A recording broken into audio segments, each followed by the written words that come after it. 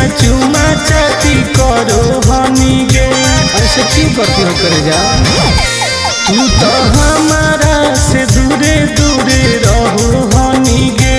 कहो प्यार से ना चुमा चाटी करो हनी गे। पलंग पर खैनी कैसे खाना गे, बोल।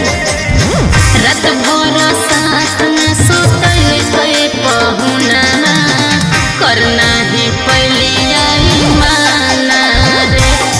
रे रात भर साथ में सुतल कोई सजना, करना ही पहले आई माना रे। खुश ही न गे। हर की कहियो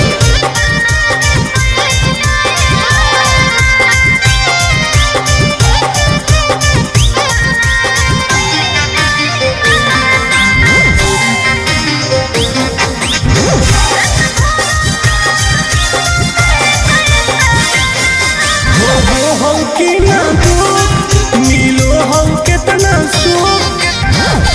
हमर ले जा पियवा को के परेशान, कहू हलियै हम छोड़ेला नहीं होलै में हर बार, बुझले। हो गेली कोई से दीवाना गे। रात भर साथ में सुतल कोई पहुना, करना ही पहले यही माना रे। रात भर साथ में सुतल कोई बलमुना, करना ही पहले यही माना रे।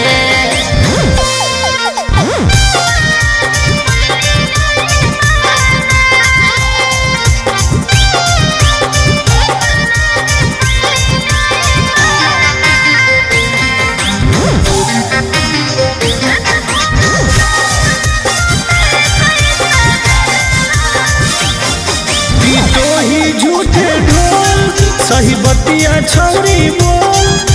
अरे बोल लगे। जब सटलै हमरा पास फूल लगलै जोर से सांस, नहीं कइल कोई बरदास टुन टुन आनंद परका। की कहियो कैसे चवैनी दाते चाना गे।